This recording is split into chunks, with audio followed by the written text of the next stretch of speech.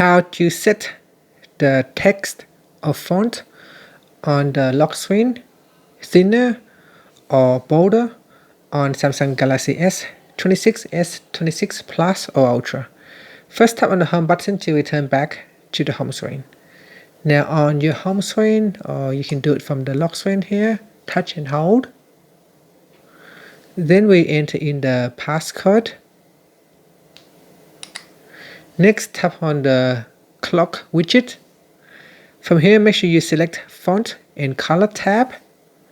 Then to make the font thinner, you can drag the slider bar to the right hand side, or we can drag it to the left. So drag it to the left to make it thin.